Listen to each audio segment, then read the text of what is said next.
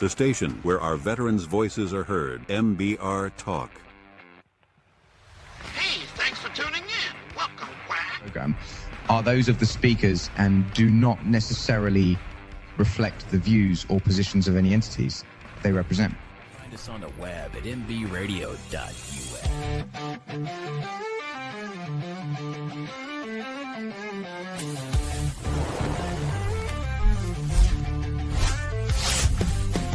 Welcome to Hot Takes with me, hosted by the Murphman, where life gets real and the mic stays hot. That's right, your favorite is experienced, yeah. That smart and funny guy.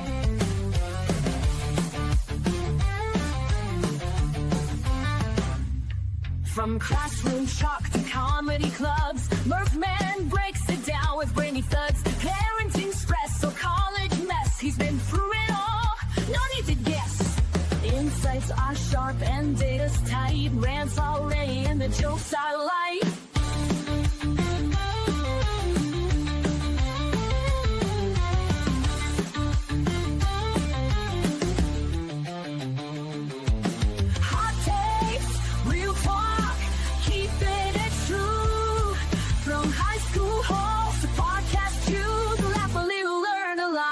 It up, this show is hot.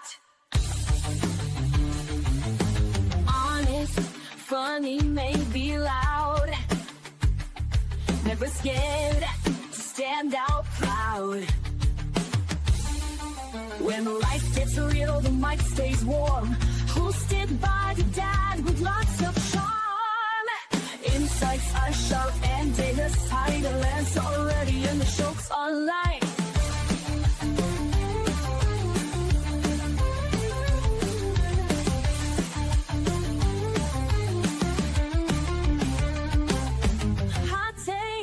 Real talk, keeping it true. From high school halls to podcast cues, live a little, learn a lot. Turn it up, this show is hot. Grab your coffee and let's get into it. No filter, no fluff, just real talk. Let's do it. Ready or not, here we go. It's the time for Murphman to start the show.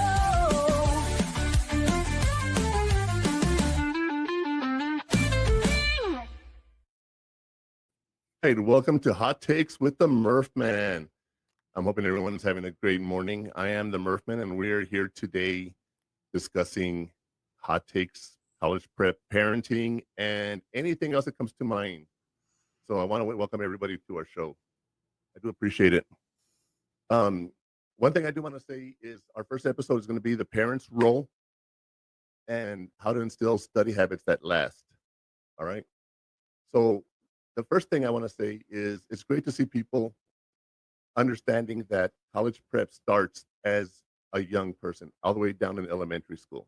It's one of those things that it starts. Lifelong habits are so important, so important. So before we kick off, I want to start off with a question. It's called the burning question.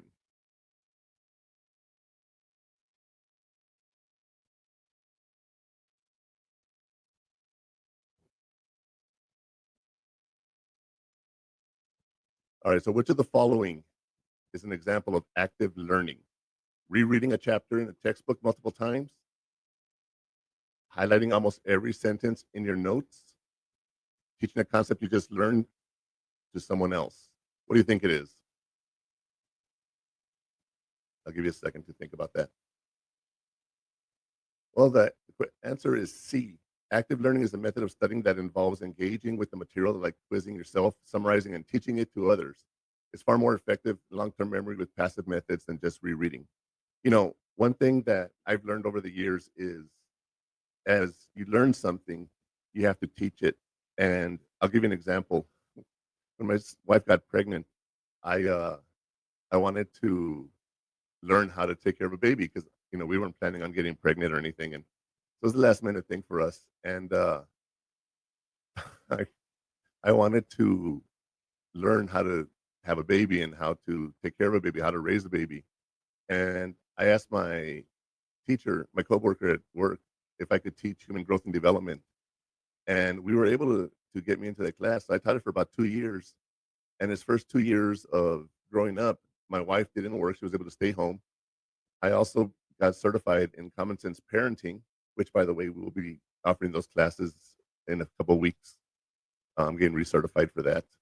Um, and we learned how to do parenting.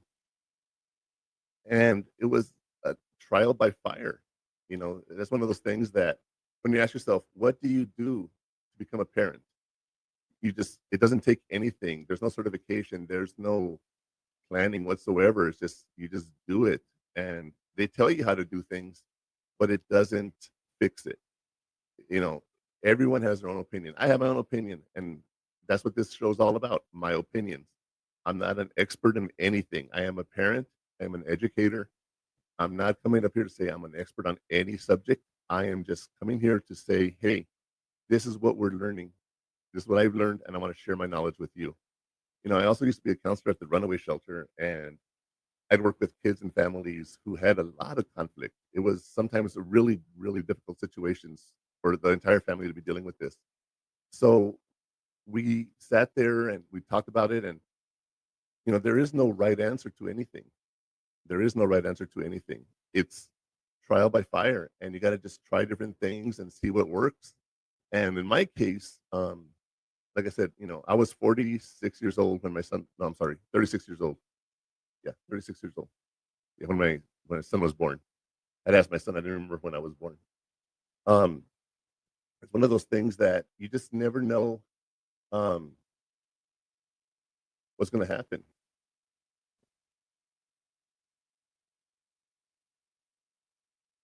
And that's one thing we learned growing up. He, when he, when he was first born, uh, it was funny because I had this theory that if I talked to my son in full sentences, he would learn to talk more eloquently. Well, as he developed, and I started teaching him sign language actually because I wanted him to learn sign language. Just one of those things. I had all these aspirations for my son, and when we started teaching him sign language, my wife learned it. My sister-in-law, her daughter, everyone was learning sign language, so we could teach him how to say certain things, and it worked. But we also spoke to him in full sentences. I didn't do the baby talk. If you know me, you'll know that I'm not one for the baby talk. I'm not one to talk like a little kid. I could never do that. The goo goo gaga, which I think is very important. I think that's so important for that. Um, and I was wrong. There's no way to say it right. I was wrong. Well, I wouldn't say wrong, but turns out my son had a little bit of speech delay, and thank God we were showing him sign language because we were able to communicate that way.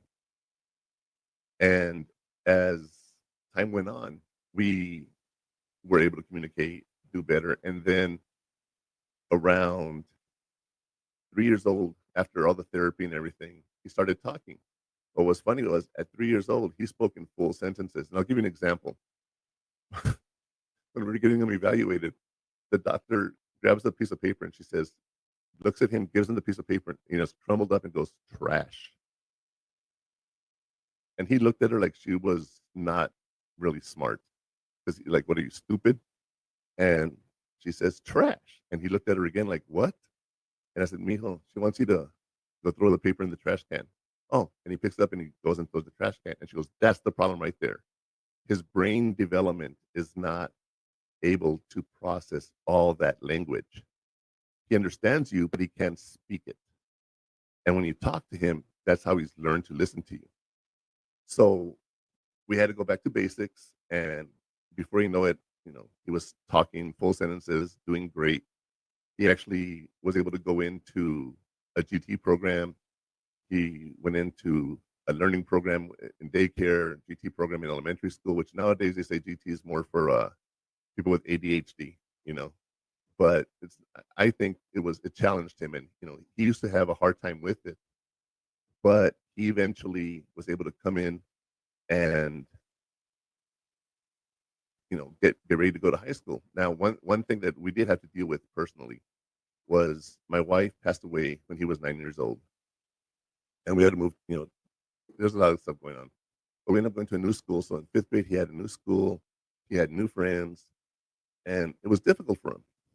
So, I wasn't the the parent I want everyone to be.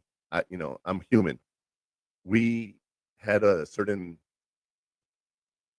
understanding that he had to do what he had to do. Whatever I asked him to do, he had to do it. And that's something that he did. Um, it's one of those things that he never really questioned anything because he just did what was right. And as we went on, he eventually went to middle school and entered Spanish in the seventh grade. And another thing that happened when he went into, was it eighth grade? Let's see, what year was 2000 when you were 8? 2014. No, you were born 2006. Okay, so in 2019, you were 13, 14. Oh, did it hit when you went into eighth grade or ninth grade? Eighth grade. That's when COVID hit. All right. Yeah, so he started 1 year Spanish, and he also took like principles of marketing, a few other high school classes in the middle school, and then COVID hit. And when COVID hit, everyone knows how that affected the social learning of students. All right. He had to take Spanish 2, he had to take algebra, business principles again. He ended up graduating middle school with 5.5 years of high school credit. But during COVID, if you know anything about COVID, the teachers were doing the best they could to teach, but the students didn't have the study habits needed to teach it. And that's going to be, the hot take for right now is, sorry, I knocked over my microphone. Um,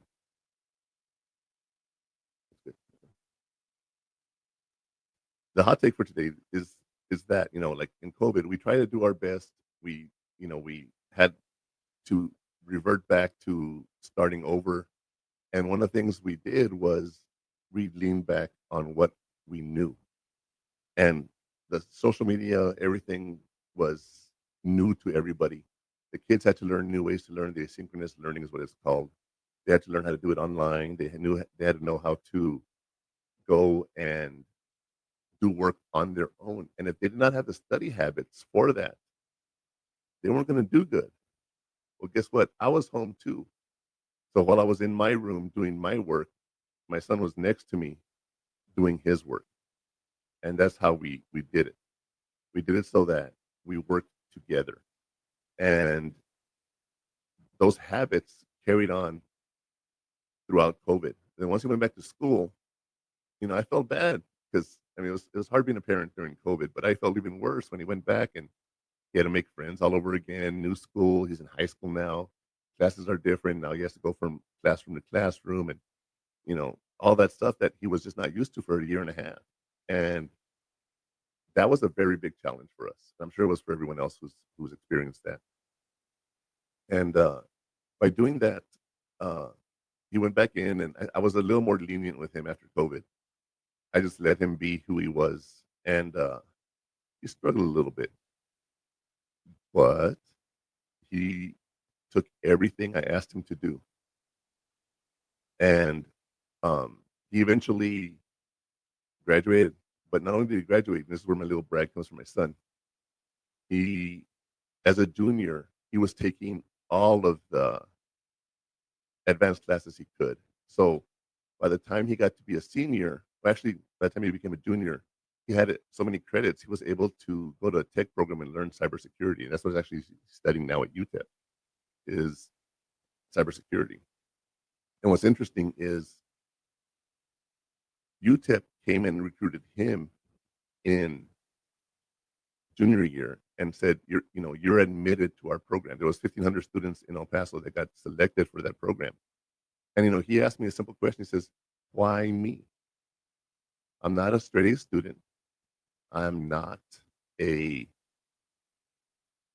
early college high school student. I'm not any of those.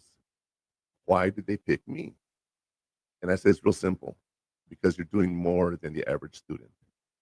I said, you graduated, you did tech, you're taking every advanced course. And by the time he got to his senior year, he had to take filler classes, is what I call them, because he had to just take classes because they weren't going to let him go home. If he still needed to take a couple classes, because there's 4 years of English, for example, so 9, 10, 11, 12. He didn't take two classes. And he took forensics, human anatomy, and culinary arts. And he was learning how to cook on top of everything else. That was something that he was doing. And it's funny because that's just something, he didn't realize that he was having it pretty easy. You would think he's having it pretty easy as a senior, but he was taking physics, he was taking forensics anatomy, English 4, culinary arts tech, and there was one more class he had. Oh, AV science, audio video production, which obviously has helped us here. And so, he graduated and got accepted, and he's going to be starting UTEP here in a couple weeks. So, I like to think that even though we struggled and had to deal with all of these other problems, we were able to overcome them and get to a point where we're able to go to college. And, one thing I want to think, like right now, you guys are here in the military broadcast radio. Being a veteran is a very, very useful thing. If you're, we will be talking more about this down the road, but veterans, thank you for your service, because I know it was a big deal for me to be in the service. I was in the military, and I saw some combat. I'm a disabled vet, and you would think, like, why, why does this happen to us? Well, you know what? I was able to enter into active service in Texas, and I was able to get my son the Texas Hazelwood Act, and his college is paid for. You know, so there's some benefits to serving, and you can overcome things. I do want to thank Military Broadcast Radio for having us on here. It's one of those things that if you're a veteran and you're watching this and you're not part of our network and you're interested in doing some podcasts, hit us up. H Train will be happy to help you guys out with that. He's an amazing trainer. He's helping us get through all this. But I do want to do today's hot take for today. Okay. The hot take is the main event for today is parents need to shift from being the homework enforcer to an academic coach. Study habits aren't just flashcards. They're a mindset, consistency, and modeling behavior. And what do I mean by that? Well, a lot of you, I don't know if you've gone to college or not. When I was in the Army, I was a behavioral science specialist, and we went out and we learned how to do counseling with active duty soldiers. And when I got out, I wanted to be a counselor. And they said, well, you got to get a master's degree and then get certified. And I said, what do I have to do? No college. So I started going to college 2 years before I got out of the Army, and eventually got my bachelor's degree. And then I went to the master's program because I had to get a master's degree. And I went 2.5 years of master's program there at Sol Ross. And I did not think it was difficult because I already had been trained as a counselor in the Army. They did an amazing job, but I had to just go through all the stuff. And I learned a lot from my teachers there. I really did. I didn't think I would learn anything, but I learned a lot. And I got a master's degree. And when I tell people, I got a master's degree, I don't think it's a big deal because it was just what I had to do to get to where I wanted to be. So it's one of those things that, like my son, he wants to do cybersecurity. You don't have to get a degree. You can just go to college and, go get certified in a tech program, in a trade school, and get certified. You don't have to go to college. But what does it do for us? It gives us an opportunity to advance in our field. It shows employers that college is something you can stick to. So, I have a master's degree, and I don't even use that as an example for what my son does, because it I'm sorry. I don't throw it in my son's face and I got a master's degree, you got to go to college. I don't think like that. I think it's more of a, hey, this is something that's going on. Um, so, we'll definitely do that. And you gotta set the modeling for your kids. If you go to work and you're one of those parents that gets there late or you're always complaining about work, you know, they they're not going to follow you. They're going to follow your example and not be studying or doing anything with you. You know, but right now let's go ahead and look at some of the angles and think about what we were talking about here. And before we can get this fire started, we need to do some prep. It's time for laying down the coals, and we will do that right after these messages. All right, so it's time for laying down the coals. What is that? That is where we set the standards, set the goals as what we're learning. All right, so that we can get on the same page. Now, when you lay down the coals, we were talking about the study habits that are required. I was telling you guys a story about me going for my master's degree in Sol Ross. I live in El Paso, and Alpine's about 2.5 hours away from me, almost 3. So every Friday, I'd have to leave after a full week of work, drive down to Alpine, stay there Friday and Saturday night, go to school all day Saturday, half a day Sunday, and then drive back on Sunday and go back to work on Monday. And I did this for 2.5 years. And when we talk about study habits, what do you think I did when I was in Sol Ross? Well, Friday night, I did the work I needed if I was missing anything. But Saturday, I'd get out at 3 or 4, go to the lab for a couple of hours, then go to the restaurant, study with my group. Then I'd come back to the lab, and I spent several nights in the lab until 2 in the morning. And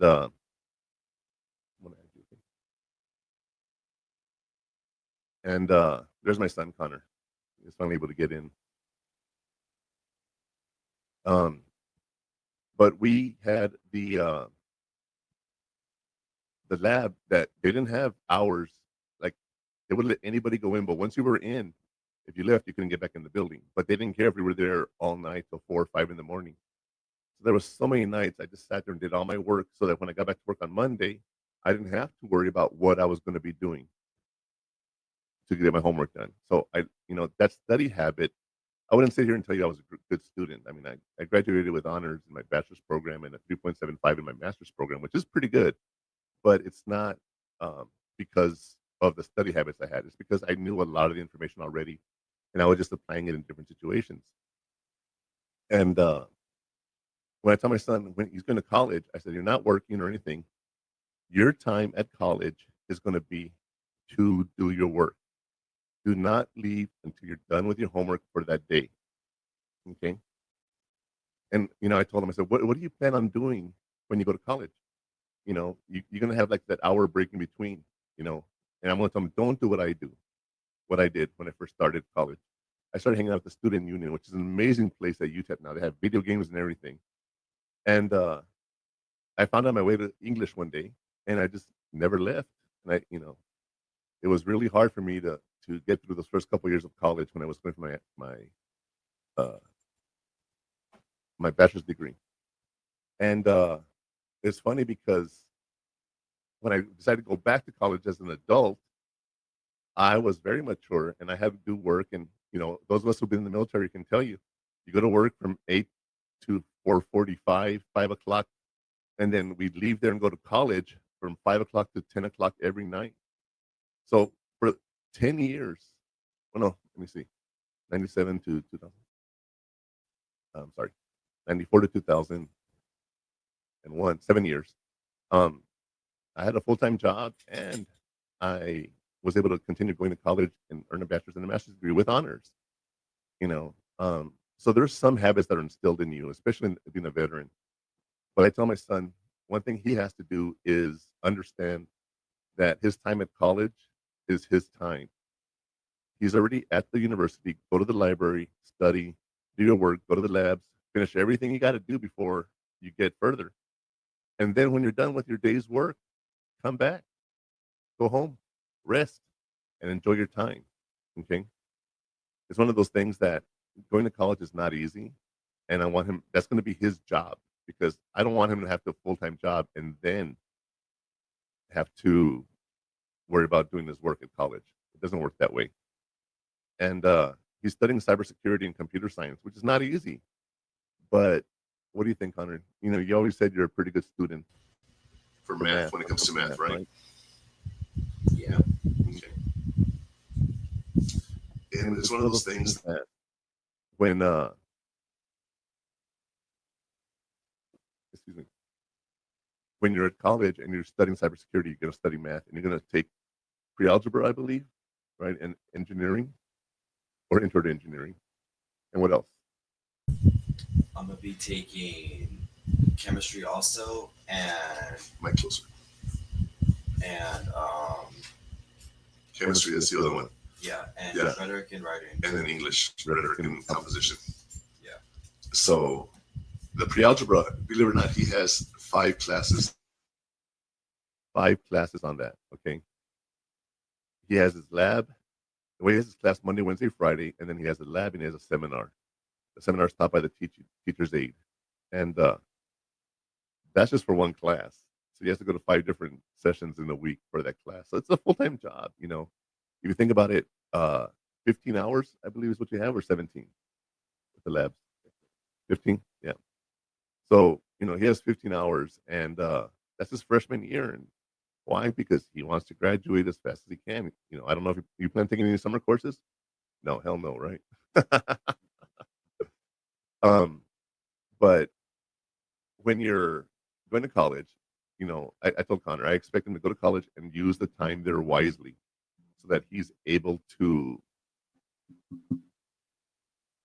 just dedicate himself to it. Now, once he gets 1 or 2 semesters under his belt, maybe he'll want to get a job or not, but college is his job for now.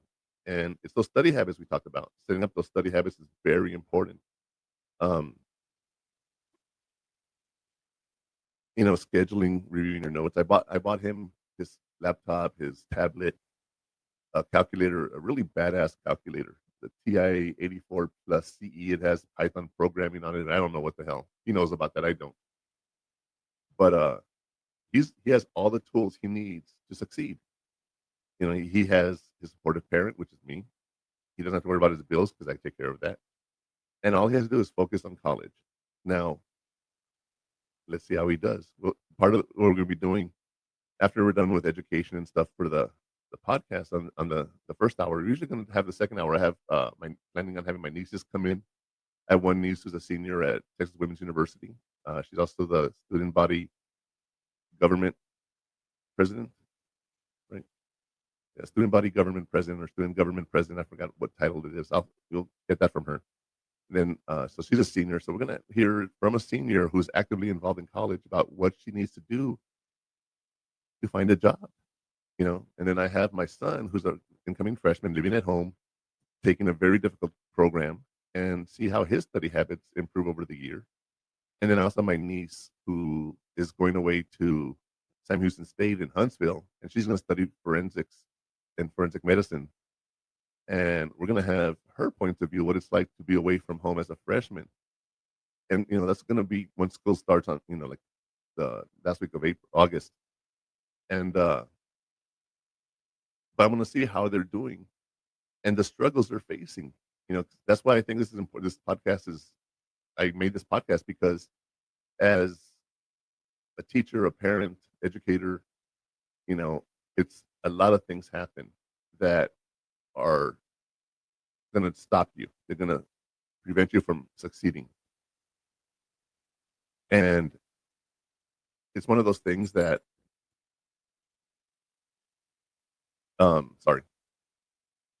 it's one of those things that he'll be able to do. And I'll be able to get feedback from all these students. And they're going to talk about how they're doing and what they're learning and the challenges they're facing so that they can share them with you. So you know what you're going to be facing, and we call it the modeling. So active learning, okay, is what we're talking about today. It's engaging with material, quizzing, summarizing, teaching, and the opposite of passive rereading. Connor is going to take math courses, and what I'm hoping is he enjoys it enough to where he becomes a teacher's assistant. And once he's a TA and runs the labs and everything, he'll be able to understand it better, because how can you explain something to someone if you don't understand it yourself? So you have to learn the material in order to teach it. And I've been teaching psychology for 23 years. Oh, 25. Oh, wow. Yeah, 25 years I've been teaching psychology and at the college here locally. And it's one of those things that, you have to learn it. You always have to be retraining. You always have to be there and figuring out what's new in the field so you can share it and pass it on to other people. And like I said, that modeling is also huge. My son can tell you over the summer, I'm an educator. I'm off in the summer, and I spent hours, if not the entire day, sitting at my computer working on this podcast. I did a lot of things to get this podcast going. And it's one of those things that I really wanted this to take off. And I was dedicated to it. But as soon as school started, I'm focused on school, you know. So now I got to handle going to school and prepping for this podcast.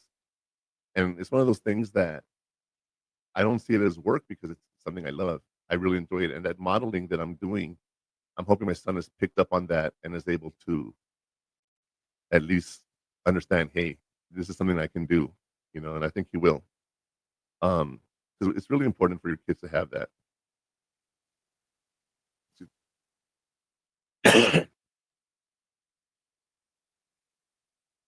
But now I do want to share a story from the fire, is what we call it.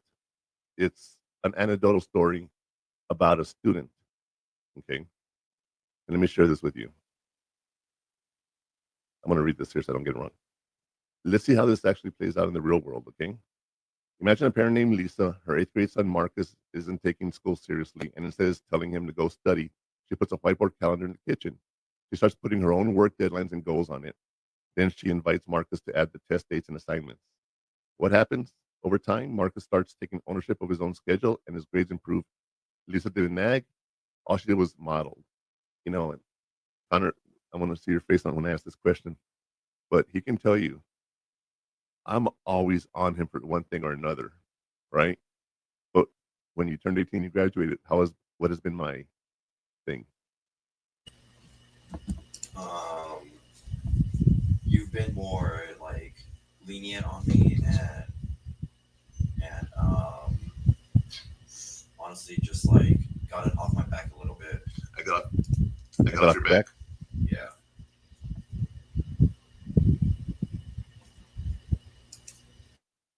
Well, I did more than get off your back. When he asked me, he says, I want to go out. There are 3 rules. 1, tell me where you're going because I just want to know where you're going. Okay. 2, if you're going to borrow the car, I need to know because I might need the car. And 3, if you need money, he has to ask for me. But other than that, I tell him, you're an adult now. You got to live your own life. But the courtesy of just telling people where you are, I think, is something that we just all grow up with.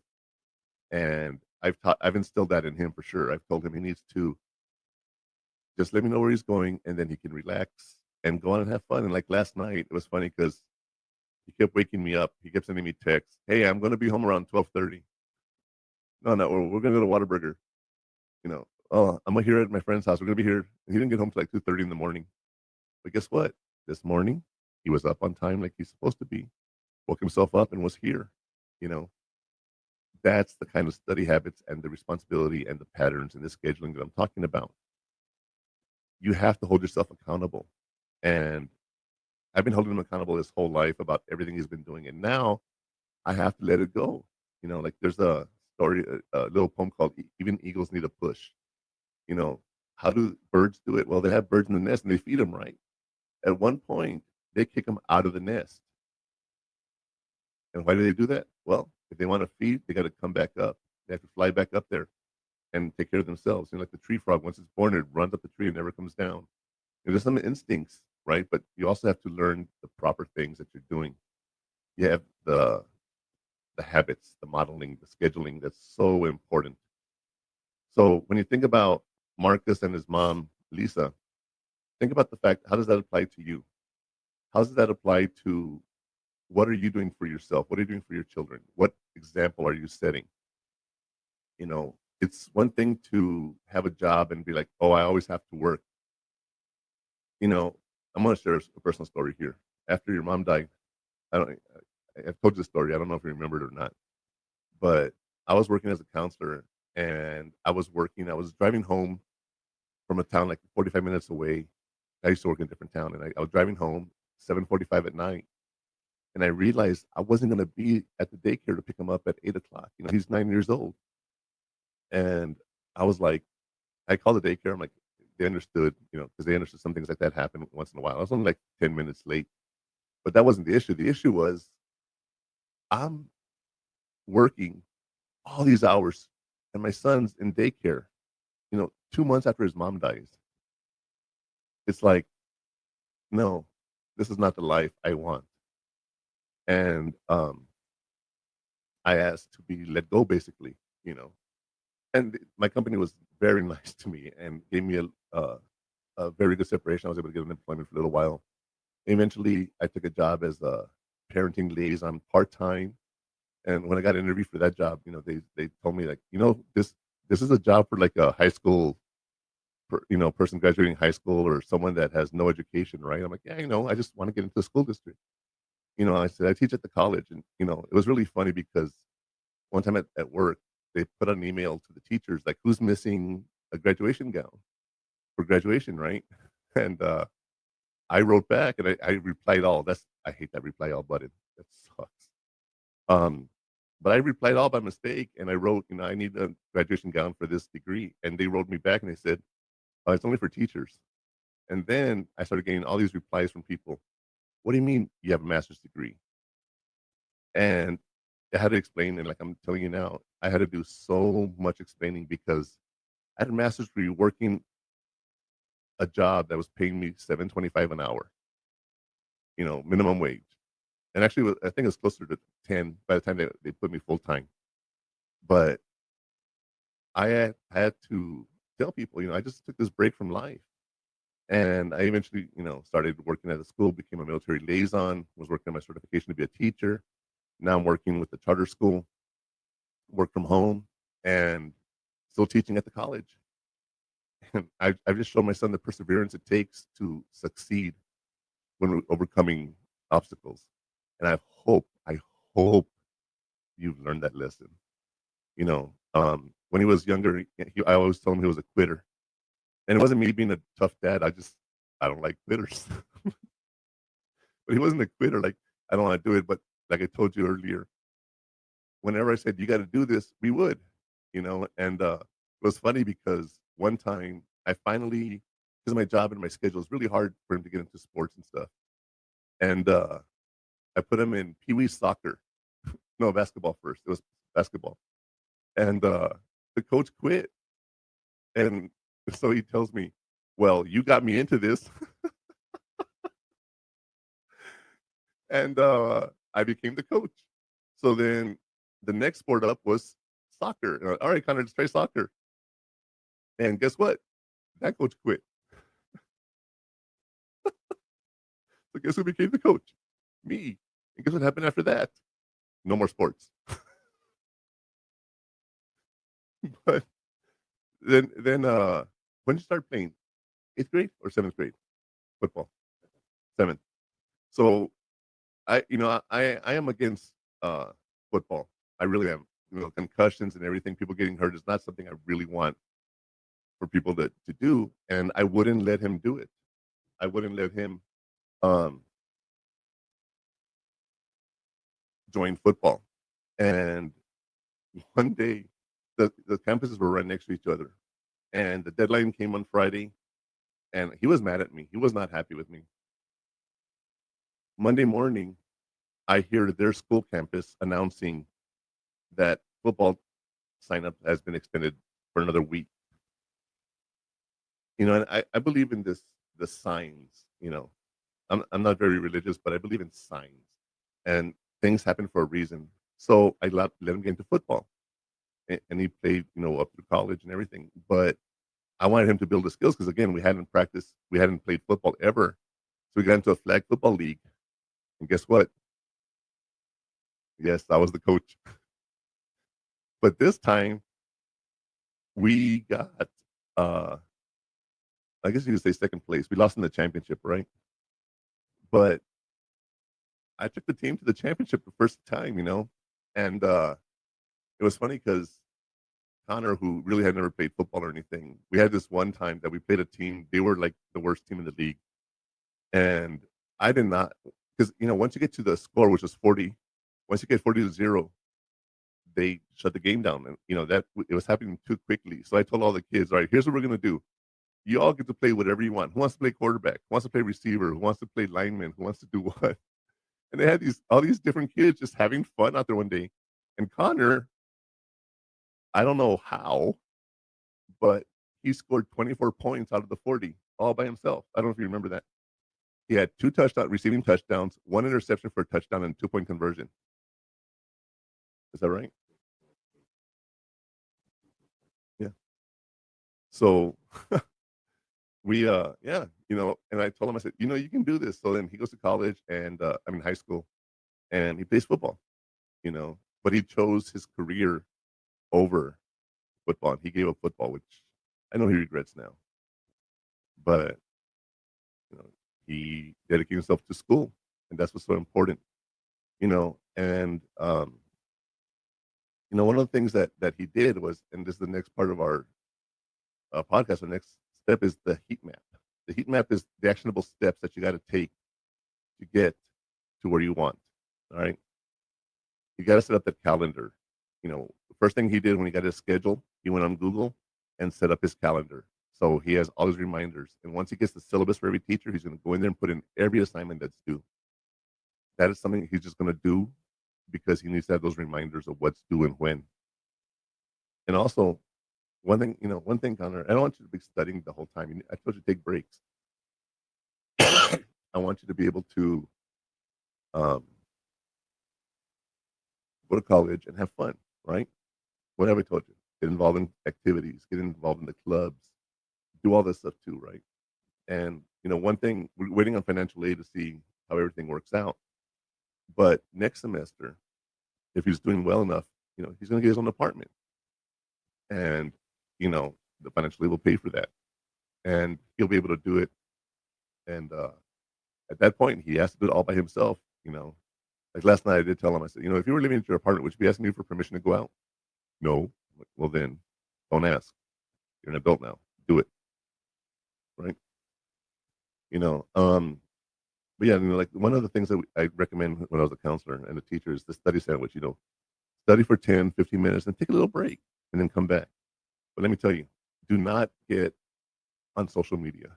One of my favorite one of my favorite apps is TikTok.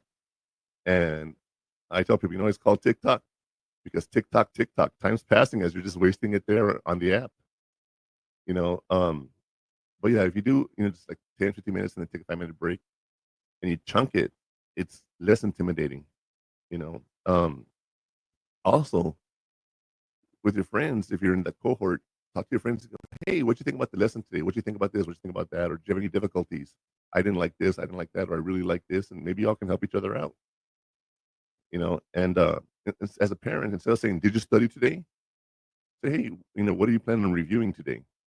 Because it's one of those things that as you review it, you're studying and it doesn't sound so bad. Sometimes it's just the way you phrase it. And one thing with the common sense parenting that we do is you try to phrase things in a positive way. Like, for example, if a kid's on top of the table, you don't say, get off the table.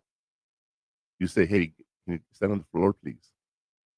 So you're not so accusatory. You're just there, And, but you can have the best laid plans. In the military, they say, all the plans survive first enemy encounter. And it's true. You can only plan for what you can plan for because you never know what's going to happen. Like, for example, I didn't expect my wife to pass away when my kid was 9 years old. That was never part of my plan. But it happened, and it's something I had to deal with, So our next section that we have here in the podcast is called Where You're Going to Get Burned.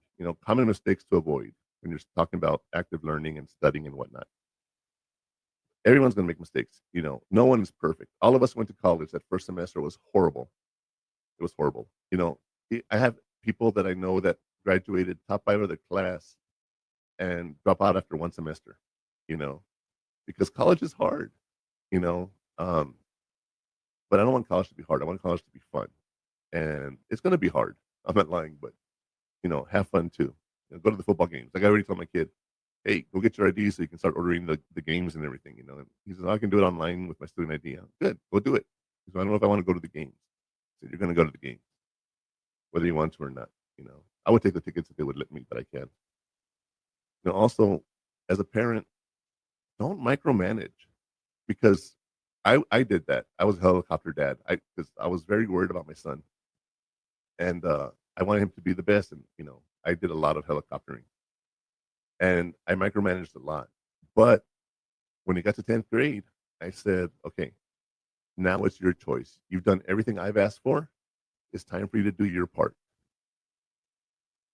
And like he decided to go to do the tech program. He could have done 2 tech programs actually, but he just wanted to do the one. And as the years have progressed from high school, I've slowly been backing off and letting him make his own decisions and doing things. And we try to do that as much as we can.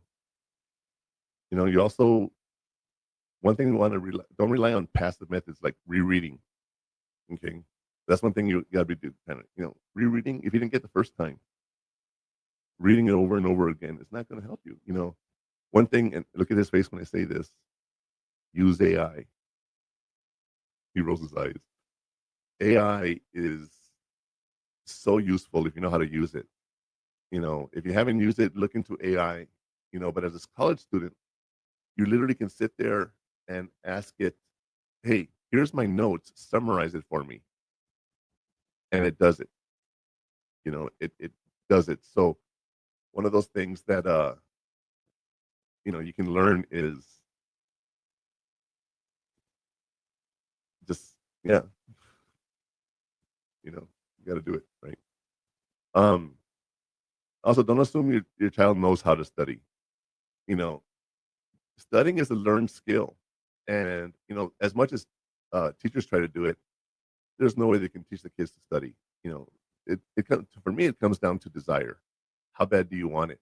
Do you remember my school? I told you, 4.5 years of going to school after work, driving 3.5 hours for 2.5 years, right? How bad did I want to be a counselor? Really bad. So sometimes that desire and the initiative has to be there, because no matter, the old phrase, you can lead a horse to water, but you can't make it drink. It's very true. It is so true, because you can't force a kid to study. You can't force them to sit down at their desk and do the homework and do it now. That micromanaging, and that is not something that happens. Your kid has to see you do it too. Sit down and like, if you read, how many of you read books, newspapers, or online stuff, right? We get all our current events from social media, which I hate because it's not always accurate. But I remember one time when my kid was younger, got on TikTok and he's been watching stuff, and he comes up to me and goes, hey, Dad, do you think the earth is flat? And I just said, shut up. I'm not even going to justify that with an answer. So for those of you out there who think are flat earthers, I'm sorry. That's my hot take.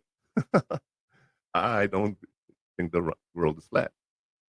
But when he told me that, I was like, are you serious? Like, why? And he goes, well, I saw on TikTok. Oh, shut up. And that's where kids are getting their knowledge from. And you think about it, there's so many different things that the kids are getting from social media that are problems. And I'm hoping that, we start learning it. And now with AI, it's even worse, because you don't even know if it's real news. So I tell my kid, go to a reputable source. Don't use the internet. Don't use the social media, because it's just, can't believe everything you see on there. And but yeah, you can't assume your kid knows how to study, because he may not know how to study, or she may not know how to study. Okay, build those habits in elementary school. Build those habits when they're younger, and they still have an opportunity to grow and do different things. But like I said, where you're going to get burned, right? We have the afterburn. This is where you reflect on questions for deeper engagement. So you're going to go home, You're going to talk to your kids and you're going to say, okay, what are your plans? You know, what do you want to be when you grow up? You know, even people who are adults, you ask them that question. They're still like, I don't know what I want to be because things change. And as kids, ask them, what do they want to be and help them get there. You know, my niece who's studying to be a teacher, the one who's graduating this year, she did everything she needed to do to get to the point where she graduated. And she was able to do that. And, she was able to go to early college, get her associate's degree. She's going to graduate from college here next year and get a job as a teacher and start living in. I'm going to ask her when she comes on, what's your goals for this year? Because it's very important to have that plan. Connor can tell you one thing. I'm a planner, huh? I'm going to brag a little bit here. Is that okay?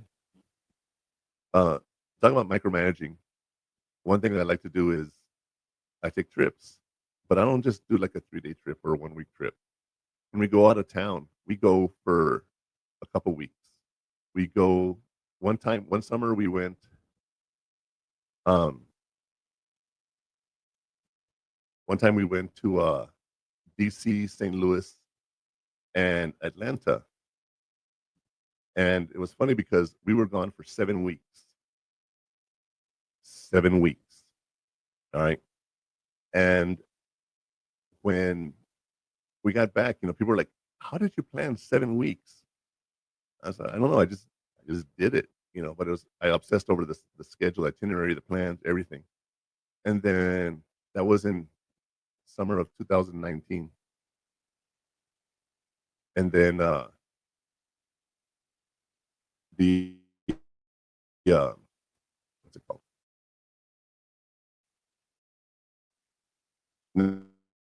Next year, around 2022, everyone's like, how do you spend 12 days in Vegas?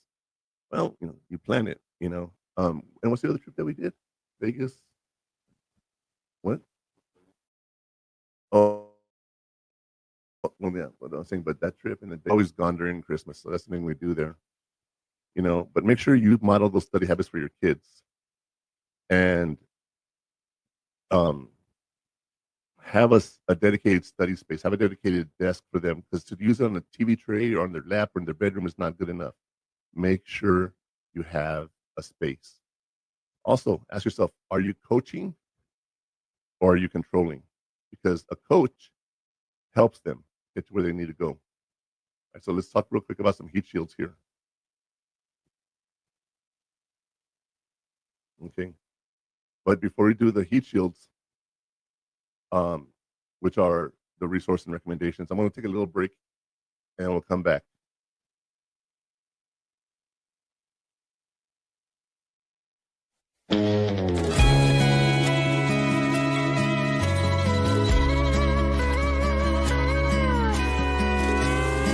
All right, and we're back.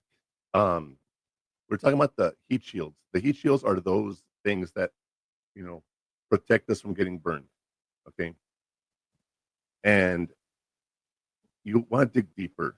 If you want to dig deeper on your own, I got you covered. Okay. So here's some shields that I want you guys to think about. For practicing work, do flashcards, do Quizlet or Anki. Sign up for anything you can that gives you the quiz. Also, use AI. Like I said, if you tell AI, actually Connor can tell you this. One thing I used to do comedy, and one of my habits is I go and do the what's it called? I'm running a blink here. Oh, improv. So I tell my AI, I said, hey, can we practice improv? They're like, yeah. I said, well, here's a situation. And they're like, okay. And then they'll start doing an improv with me. And as I'm driving, I'm just talking back and forth to my AI. Or when I was coming up with ideas for the podcast, I was like, hey, I want to talk about ideas of what I can do for education. And they gave me ideas. And, well, what about this? Can I add this? How do you recommend I do this? AI helped me. And I tell people, use AI. And I know Connor is really opposed to using AI. But I told him, I said, it's a big part of what you can use. Use the technology that's available at your hands. Take your tablet with you to class, turn on one of the AIs, and tell it, take notes for me. And when you take notes, you'll be able to refresh and reuse them anytime you want because it saves us chats and everything. So that's one thing to look at there. Also, there's a book that AI recommended because I asked it, what's a good book for it? It says Make It Stick by Peter C. Brown. And it said it's a game changer. I've been looking for it. I haven't been able to find it yet. I'm sure it's online. I've been going to libraries and stuff.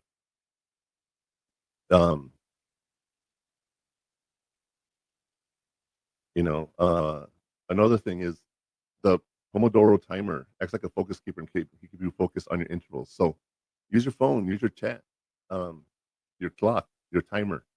Set it 15 minutes, 5-minute break, 15 minutes, 5-minute break until you're done. You're able to do that, and you'll be able to get into the habit of studying, right? And of course, the one I already mentioned is the Google Calendar. Use the Google Calendar and schedule, use the to-do tasks, use everything on there, because once you do that, it starts reminding you, hey, you got to do this. And trust me, one of the things I use it for is recycling day. We don't know when recycling day is, right? We always get confused with that. So guess what? I put it in my calendar and it pops up at 6 o'clock at night. Don't forget, today's recycling. You can use technology. All right. So think about those resources and use those shields to stop you from getting burned. But now I want to talk about the final burn. The final burn. All right. And that was about time to bring it all home and bring it all together. But here's my last thing I want you to think about when we talk about the final burn. What's the final take from today's discussion? And if you remember one thing, make it this. Your kid doesn't need a drill sergeant. They need a role model and a planner with a plan. Listen again, not a drill sergeant, but a planner who has a plan and who has an end goal in sight and who knows where they're going so that you can teach your kids what you got to do. We're going to, after this, we're going to discuss some more stuff and some more stories just between my son and myself. But, I ask if you enjoyed today's educational part of the podcast, please subscribe, follow, leave comments. We really appreciate all of that. And make sure you join us every Saturday at 12 p.m. Eastern, 10 a.m. Mountain. And we will be here every Saturday morning. And don't forget, you want to go from chores to self-management, because that's what you want your kids to do. You want them to be able to take care of themselves and do this. So I'm asking you guys, if you want to learn more, please join us. But until then, I want you to keep your conversations thoughtful and take the takes that are hot.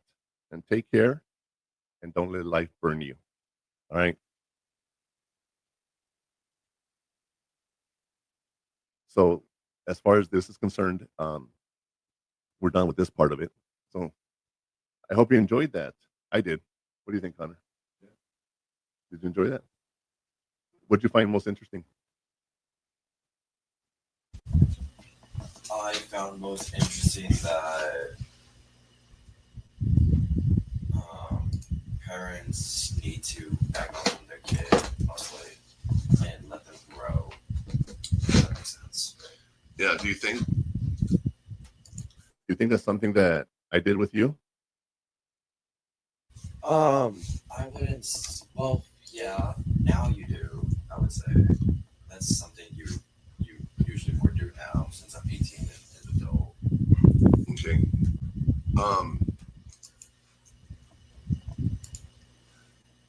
I like the way you say that. As I became an adult. That's right. You are an adult now. Has that been a hard transition for you? To be an adult? No, not really. I mean, it still feels the same as like when I was 17 or something.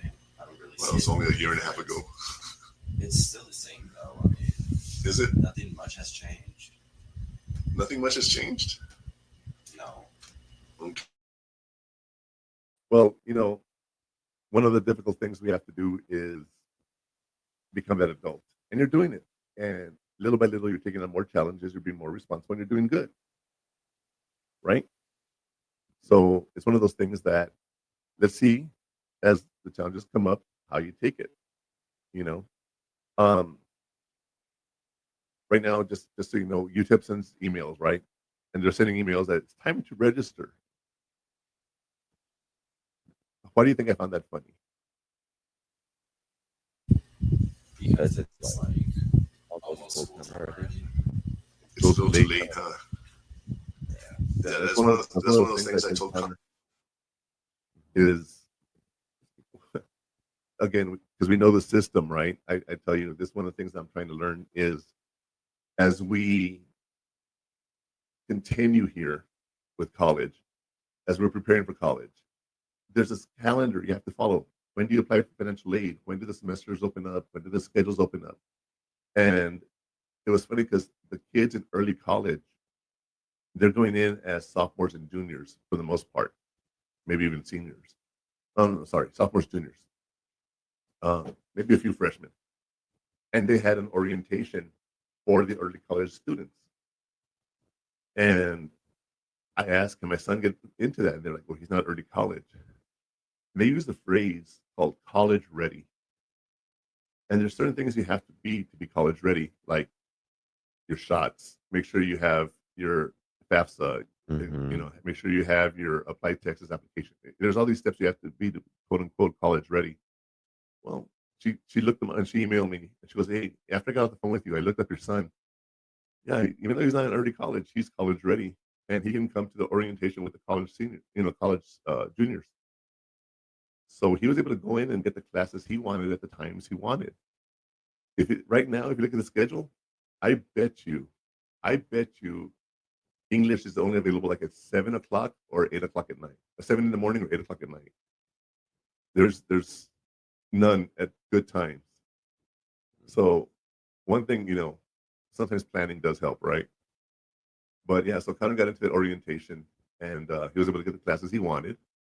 And then what else did we do to get you ready for that? Oh, parking. Oh, parking is next week. Next week. Yeah, the parking. The queue is like 10,000 students if you don't get in early. I don't know how many parking spaces there are, but yeah, you need to make sure you get in there and get in the queue.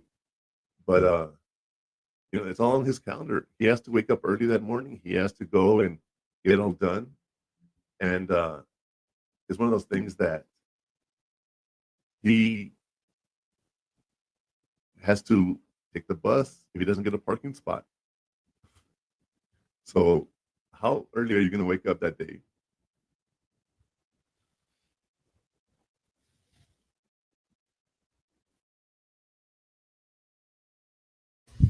I would have to wake up. Let's see. I start the school day at 9:30. No, I'm talking about to get the parking pass.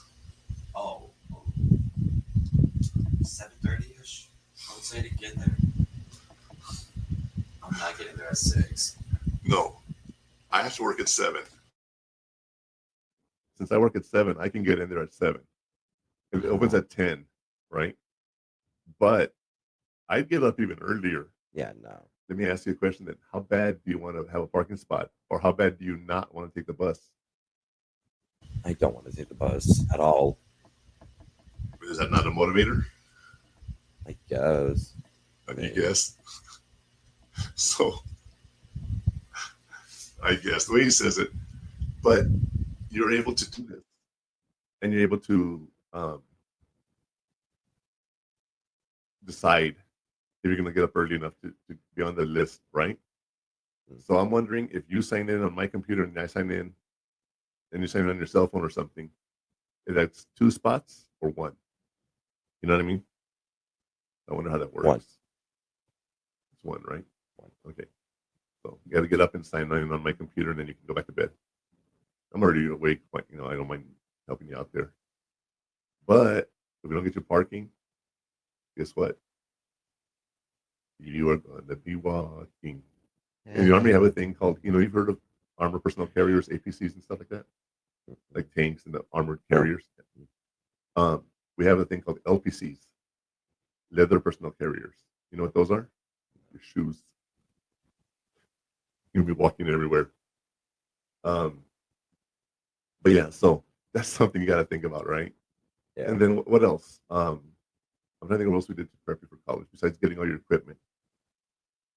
Have you downloaded software on your laptop and your tablet to help you with programs you need for school and everything?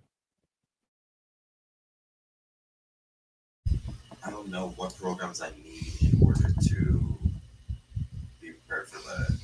I have to Wait for like the first day of school. Why don't you ask AI?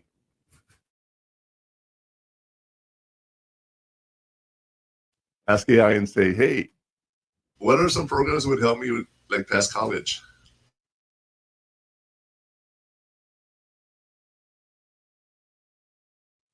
so AI, or do an internet search. Go to Google and type in, hey, blah, blah, blah, blah, blah. What do I need? Yeah. Do you have your school supplies? This is tax-free weekend in Texas. It's all tax-free. But I tell people, if you wait till the last minute to buy stuff, it's all going to be gone. Buy it throughout the year. If you're a parent with kids in elementary school, Start buying stuff all year long. But yeah, so on a scale of 1 to 10, last year when you started freshman year to now, what do you think your college readiness is from ninth grade starting to now? My college readiness, I think, would have to be my junior year. That's Okay. when I actually started like getting into it. In a scale of 1 to 10. College Already. readiness in college. Right now, already. Right now, 9, I would say. I'm not like fully Sure sure that I'm like A A 9 is pretty damn good. a little bit. Yeah, 9 is really good. What's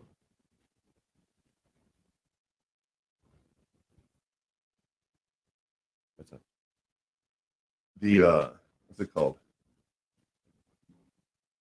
Yeah, but if you think you're at a 9, that's good. I think I've done my job to prep you as best as I can. No one's ever 100% ready. You know what I mean? Yeah. We got to practice and do stuff.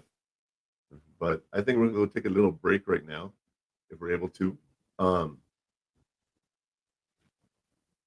going to take a little break. We'll be back with some more current events and hot takes. The station where our veterans' voices are heard. MBR Talk. Hey, thanks for tuning in. Welcome, Quack. Program are those of the speakers and do not necessarily reflect the views or positions of any entities they represent. Find us on the web at mbradio.us. All right, and we're back. Well, one thing, I said we're going to talk about current events. I don't mean politics. I'm going to try to stay away from that.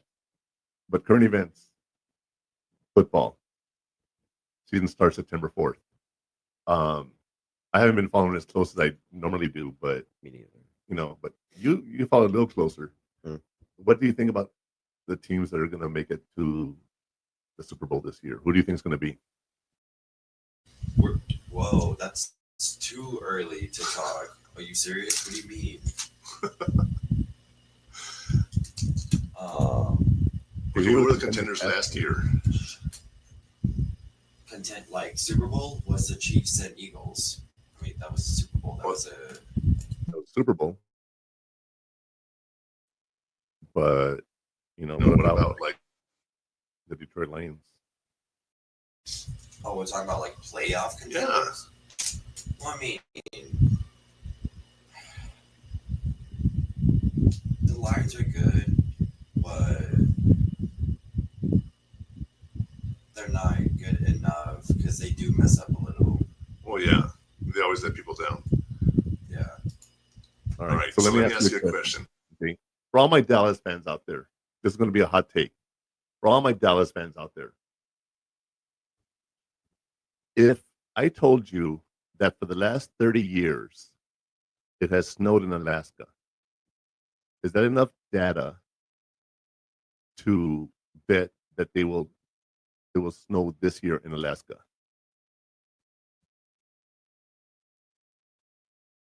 All right. If it's rained 30 years, snowed 30 years in Alaska, Connor, would it be safe to bet that it's going to rain again this year? Or snowed. If it rained in the last, 30 years. If it snowed in the last 30 years. Yeah. I mean, it makes sense. It's a continuous thing. I would hope that it rains. If not, then it's weird that it just stopped. Well, 30 years of data is pretty good to determine if it's going to snow this year, right? So for Dallas fans, 30 years. They haven't done anything for 30 years, so makes me think it's going to be different this year. Hey, how many of you know what an ABC fan is? Anybody? It's anything but the Cowboys. Anything but the Cowboys. Connor hates that phrase. I use it all the time. But anything but the Cowboys. You know, Connor, what's your favorite team? Mine's the Buffalo Bills. Buffalo Bills. Yeah, that made it into the playoffs, but then lost to the Chiefs, like they always do. I didn't like that. Do you think they have a chance this year? Obviously. Oh my God. That's no question whatsoever. They're going to make it to the playoffs.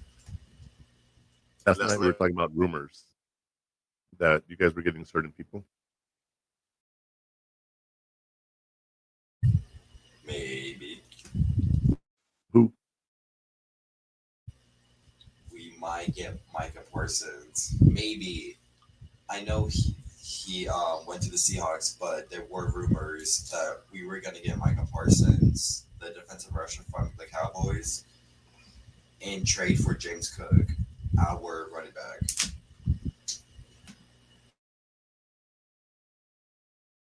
And Terry McLaurin, the receiver from the Commanders. We might get him also. If we get those two, our defense honestly gets better because Micah Parsons is one of the best D rushers in the whole league. I would say he's one of the best all time. That's a hot take of mine. The best of all time? Best of all time receiver. Or best of all time what? Defensive rusher. Defensive rusher? You're full of shit. Defensive rusher. Name one. Mike Urlacher. You got Lawrence Taylor. Okay, he had 7 sacks in one game. That's the record. By himself, 7 sacks. By himself. 7 sacks. All right. You have Mike Ditka. All right. What? No. These are all-time greats, dude. Mike Parsons is better than that last one. Sure. No. Yes. Okay, you know what they say about opinions, right? Fuck my opinions or what? No, they all stink. Yeah. So the thing is, you know, you're a Micah Parsons fan, not a Cowboy fan, right? Not a fan of him. I'm more a fan of my team, but he's a good player. I mean, there's no denying it. He has almost no flaws. It's all just perfect. Wow. If it was perfect, Dallas would have paid him. You know, and Give that to Jerry Jones right there. Jerry Jones is just not a good general manager. Yeah, general manager.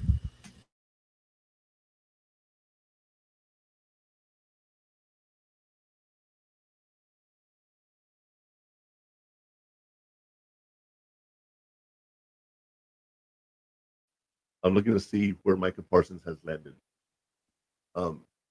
Cowboys have not received any trade calls for Micah Parsons. So there was rumor he was going to Seattle, and now there's a rumor he might be going to the Bills. The Bills. Let me see what the trade rumors are. You want to share your screen, maybe? To show the audience? No. Bills are named as the top trade location for Micah Parsons. How do you feel about that? Honestly, kind of happy. We need it.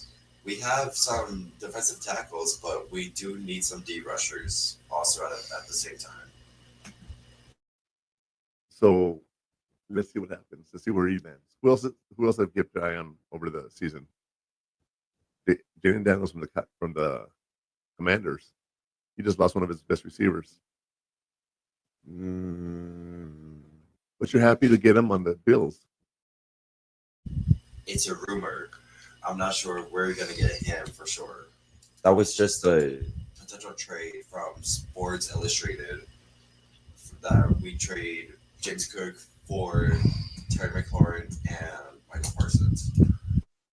And if that does happen, you're going to be like, you said you guys need it. You're going to be happy with that. But then you say he's not a great receiver for Jaden Daniels? No. That's not what I said. Not what I said at all. You're switching my words.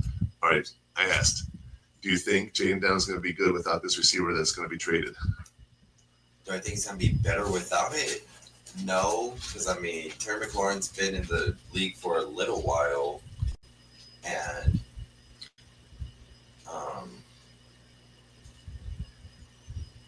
shit. I don't know. He's been in the league with the Commanders for a while, and now they're trading him for what, though? That's a good question. Yeah. Now, here's a question for you. Fantasy football. We haven't started studying the rosters yet because everyone's still moving. There's still trades going on. Yeah. But did you know that ESPN Fantasy Football actually changed the rules so that week 14 is now the playoff week? What do you mean? When the teams go to playoffs in the NFL, you never know who's going to be there. So they actually get like 2 or 3 weeks before the end of the season. So the teams are still playing. But what ends up happening is a lot of people get sit. You know what I mean? They sit that week, right? So, like for example, Christian McCaffrey. Let's say you have him on your team, and then the last 3 games of the year, they're in the lead and they don't want to play and risk them getting injured. So now your star running back is out 3 weeks.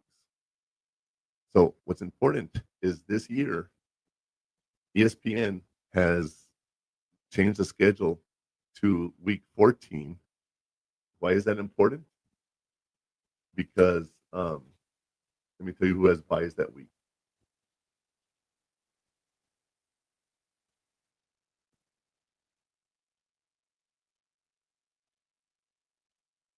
The 49ers, the Giants, the Patriots, and Carolina Panthers have their buys that week. And then week 15, you have no teams. So when they start the playoffs, 4 teams are on bye weeks. So any players you have on those 4 teams, let me name them again: San Francisco, New York, Giants, and Patriots, and the Panthers. So think about that. Any of the players you have on those teams, they're not going to be playing the first week of the playoffs for fantasy football. So for those of you fantasy football fans out there, you may want to consider who you pick, because when the playoffs start, they're not going to be around. And because the teams are sitting people, they're starting the playoffs. And that's just going to be horrible, I think. I don't know. How do you feel about that?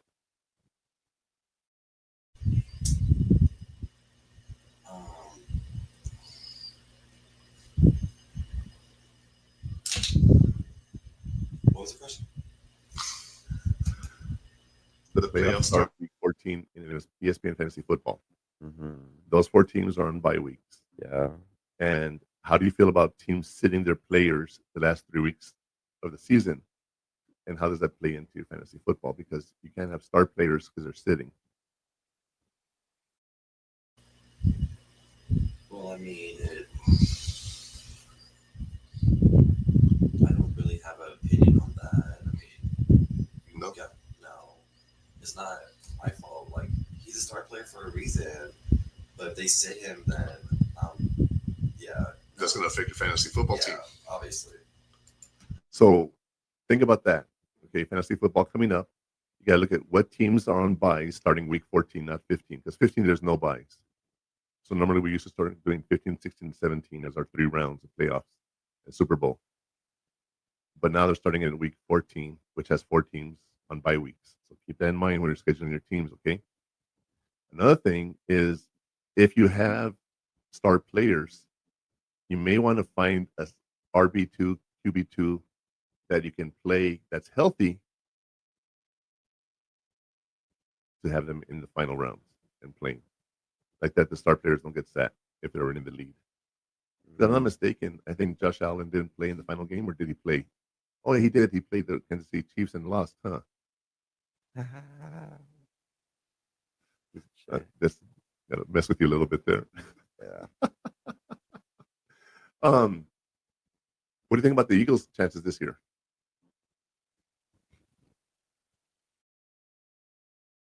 I see them going to the playoffs again, obviously, but I gotta see how the rookies are with like playing in the NFL for the first time, because it's different. I know they're gonna play rookies for sure, but I just gotta see how they perform in the first 5 weeks. This year I haven't really heard any rookies that were going to make a splash. Like, for example, one thing that I looked at last year was Jaden Daniels and Caleb Williams. I was so excited to see them come on and see what they could do. Jaden Daniels did not disappoint, but Caleb Williams, he's on the Bears. What do you expect? He didn't do bad, but he didn't do great. But what will happen this year? And one of the things that I think is funny is, do you remember the game between the Bears and the Commanders last year? The Bears took the lead, and the Commanders were driving, and one of the cornerbacks was in the end zone celebrating that they were going to win, pumping up the crowd and everything. Then they threw the Hail Mary, and he's on the tipped it into the hands, and they lost the game. So, Caleb Williams and Jay Daniels played each other. Jay Daniels came out on top. But this year, I don't know if they're going to be playing each other or not. But if they are, then I'm looking forward to that game, because I want to see what Jay Daniels and Caleb Williams are going to be doing against each other. Let's see. Oh, that's another thing. Week one, first game of the year, Thursday night. The Eagles versus the Cowboys. Eagles are just going to trounce all over them. I swear. Let's see who else is playing week one. Let me look here. We have the Chiefs and Chargers. Let's see what other teams. I talk about the Jacksonville Jaguars, right? They're not a bad team, but they haven't really been too great. But one of the takes I heard over social media this week was the the Dallas Cowboys are the Jacksonville Jaguars, but with a better fan base. they both suck, And you think about it, their records are pretty good. Let's see here. We also have the Giants Commanders week one. That's going to be a good game. And then Lions and Packers. Ooh, who plays the Bills week one? The Ravens. The Ravens. I am looking forward to some games. I'm definitely looking forward to some of these games. Right, week one. The season's going to start off strong, I think. At least I think so. But how about we take a break right now? You think that'd be good? Take a little break and, come back for the final, few minutes of the show? Yeah. All right, y'all. We'll be right back after this break.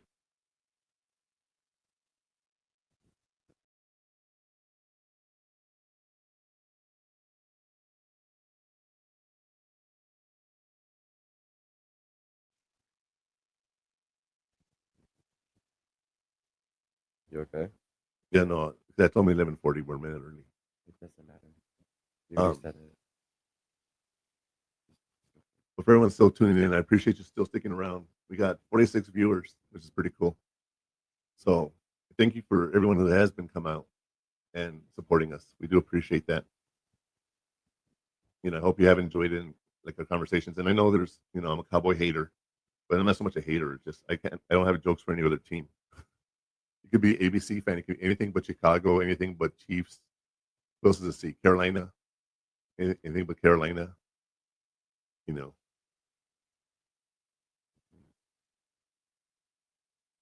and then the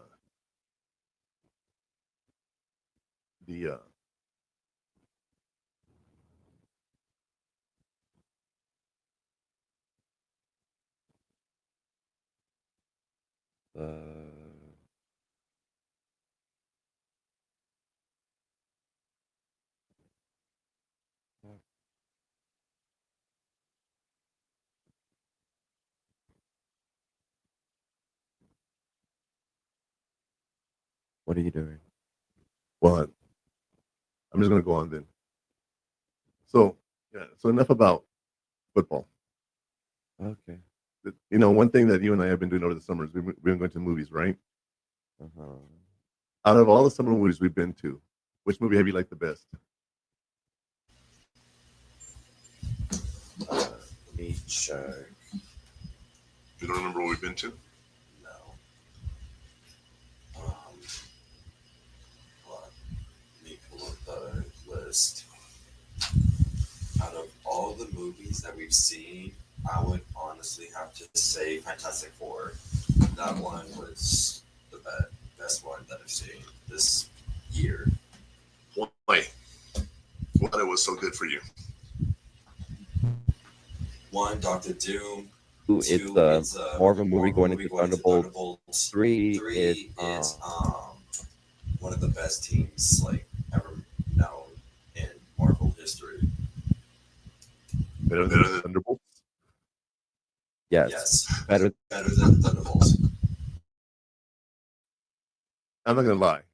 Avengers was an amazing movie. The whole series of Avengers was great. But after Endgame, I said, where's Marvel going? And then a few movies came out. Thunderbolts came out. That's not a bad movie. That was a pretty good movie. I'm like, okay, this is how they're going to reboot the franchise. But then Fantastic Four came out. And I was like, this is the next phase, the Doctor Doom phase. Now, we're not going to give away any spoilers if you haven't seen it, but Doctor Doom, we already know Doctor Doom is going to go against Fantastic Four. But one thing I liked about this movie is they didn't do the whole history of how they got their powers. They just gave a quick recap of it, and that was it. So it wasn't so much a remake of that. But what really was cool was it was the family dynamics of superheroes. You know, and the only other time I've seen the family dynamics, can you think of what movie superhero has a family? My favorite character. The station where our veterans' voices are heard. MBR Talk.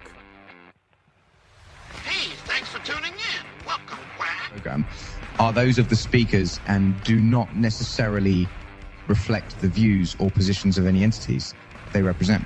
Find us on the web at mbradio.us. All right. Well, Connor had to leave, and one thing that I wanted to bring up was the movies. We were talking about the movies, and Freakier Friday is the movie we saw last night, and he didn't like it so much. I liked it. It was a little overboard, but I liked it a lot. If you haven't seen it, you know, I'd recommend the movie if you like the Freaky Friday franchises. You're definitely able to do that. Another movie we talked about Marvel and everything, right? But was Superman, the DC. If they follow up Superman with something good, DC might give the new Avenger phase a run for their money. It's one of those things that you just don't know what'll happen.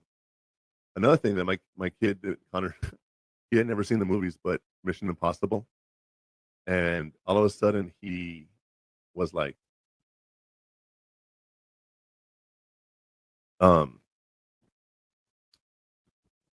he didn't want to watch the other 7 movies before because he thought they were boring. But he went with me because he thought it'd be cool to go see the movie with me. But we left that movie. He's like, that's awesome. That is an awesome movie. And the other thing was we saw Final Destination, Bloodlines. he had never seen any Final Destination movies, so that one caught him completely off guard. Um, Karate Kid Legends. Okay. Well, one movie that we really liked, if you haven't seen it yet, How to Train Your Dragon. They did the original movie justice. They did. It's an amazing movie. So right now, the movies we're gonna watch that I would recommend are Mission Impossible for sure if you haven't already. Let me see here. Let me go down the list here. How to Train Your Dragon and Thunderbolts. We already talked about them. Final Destination and Mission Impossible, Superman and Fantastic Four. But one movie that I was disappointed in was The Naked Gun. It wasn't what I expected. It wasn't that funny. It wasn't anything, and it was one of those things that my expectations were too high for it, and I just wasn't happy with it. But the other movie that we saw online with Amazon was The War of the Worlds. It's Worse Than You Think with Ice Cube. Ice Cube, right? Yeah. Oh my God. It is just a straight up Amazon ad. It is stupid. The world is falling down around him. If you know the story of the War of the Worlds, the world's falling down around him, and all he does is worry about his kids, which I guess that's a good father, but at the same time, it just was not what we expected. It wasn't a bad movie, but it wasn't a great movie either. But it was a little worse than I thought it would be, based on the title there. And then, there's one movie I always talk about with my son. We walked out of the movie. It's one of the first movies we saw after COVID. And it's called Moonfall. Let me see when Moonfall came out. I'm not a big sci-fi fan, but yeah. So it came out during COVID. It was one of the first movies that we got to see after COVID to go out of the house and everything. And it's in 2021. Yeah, and I'll tell you, I liked Moonfall. That's one of those movies that I wasn't expecting anything from, and I liked it. I don't know if anyone here has seen it, but Moonfall was a really good movie. So when I think of sci-fi and things like that, I expect certain things. With the horror aspects here, I saw 28 Years Later. That's a good movie. I haven't seen the others in years, but it's definitely something we can look at. If you haven't seen the others, 28 Days and 28 Weeks, 28 Years is interesting. It really is. Upcoming movies that we want to see is Nobody 2 with Bob Odenkirk. That's one of those movies that if you haven't seen Nobody, watch Nobody. That's an amazing, amazing movie. From Better Call Saul and Breaking Bad. Bob Odenkirk does an amazing job, and he has Nobody 2. And if you know the history of Bob Odenkirk, he started off in sketch comedy, and he's a comedian. So the fact that he did so well and he's such a great actor surprised me. Another one was that's coming up is Gabriel with Keanu Reeves. Is that the name of the movie? Yeah. I don't know if that's something I want to really watch, but I want to see it because it's just another Freaky Friday. They switch places. And then Watchers with the 17 kids who disappear. My kid wants to see that one. Watchers. And then there was one more we were looking at yesterday. We said we got to see it. Do you remember what it was?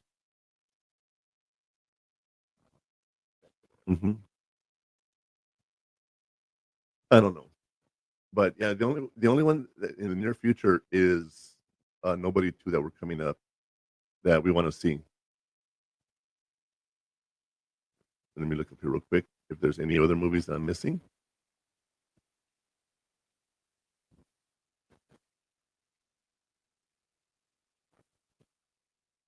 All the Avengers stuff. Avatar's coming out. I didn't want to see that one. Running Man, that's one.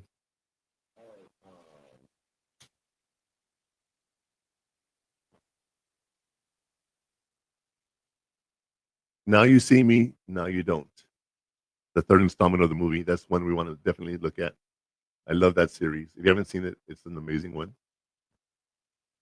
But yeah, so those are the ones we're looking forward to seeing. Of course, Doomsday, which comes out in 2026 next year. Looking forward to that. Probably either May or July 4th weekend, maybe Labor Day weekend. Oh, and Caught Stealing is another one that my kid wants to see. Oh, I remember what it was. Tron. Oh man, I love Tron. I gotta tell you, when I was a kid, I played the Tron video games. I was the best in El Paso. Nobody could beat me. I'd worked at the arcade at Bassett Center. People would come from all over the city to challenge me, and they wouldn't beat me. So Tron has a really special place in my heart. And 2027, I believe. Yeah, 2027, Star Wars is coming out with their 50th anniversary Star Wars edition coming back out to theaters. So for you Star Wars fans out there, something to look for. And let's see, what was the other one? I think that's it. Oh, here's what I want to take Connor to. Teenage Mutant Ninja Turtles. To bring it back to theaters again. They don't come up with anything original. There's all these movies that are reboots and remakes and everything, and I'm not so happy with them. But there's some that they're bringing back the original movie. So yeah, go see it in theaters. If you haven't seen Star Wars in theaters, that's a really good thing. I can tell you when I saw it the first time, that was something that we really enjoyed as kids. And the last movie that I'm going to talk about that comes out next week is Time Cop. I forgot the actual title, but Time Cop 2. So that's something we're definitely going to be looking at. So we're going to see Nobody 2 and Time Cop next week, and we'll talk about that in the weeks to come. See how we liked it or not. Also, the upcoming movies and sports and football and all things current in our lives. I'll tell you about. Right, but I do want to thank everyone for coming out and listening to us today. It means a lot that you took the time to sit here with us. Some of you sit here for 2 hours, which we really did appreciate. I hope you learned something about college prep. If you have any questions, you can email us at murphman@hottakeswithme.com. That's MURPHMAN at hottakeswithme.com. And we're happy to hear from you. If you have any questions or anything, feel free to send us a message. And that's it for today. So I want to thank everybody for being here. I want to thank MBR Radio for hosting us. We appreciate all your help.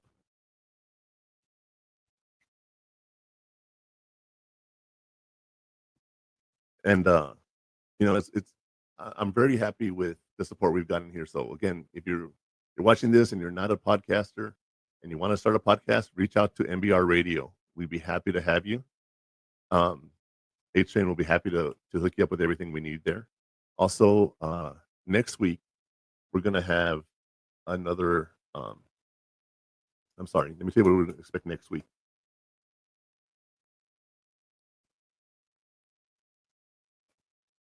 Next week, we're going to have building responsibility from chores to self-management description. The episode is going to focus on how everyone takes tasks like chores and builds a foundation for responsibility, time management, and independence. It defines responsibility as the ability to take ownership in tasks and follow through without constant supervision. So it's one of those things that, I forgot which general it was that wakes up in the morning and the first thing he does is make his bed because he has to start his day doing chores. So that's something that we definitely we'll be talking about next week is how building chores and schedules leads to that responsibility for yourself and taking responsibility for yourself as well as your actions, because that's also very important for everybody. Also, we're going to talk about the prep for college is coming up in a couple of weeks. So next week, it'll be the 16th, which would be 1 week before school starts. So we're going to be talking about that. For a lot of people, the kids are already going back to school, elementary and middle and high school. And they are going to be, what's it called? Thank you, Terry. Everybody, thank you for that. I appreciate the comments. I'm glad you guys enjoyed the show. This is something that will get better as we go along. This is just our very first show together, and we're working out the kinks on the technology and everything, but I promise you guys we will be doing better next time. And I'm looking at my video, and I realize it's not the best quality, but I got to figure out what it is. It might be the signal here or something, but we'll definitely look at that.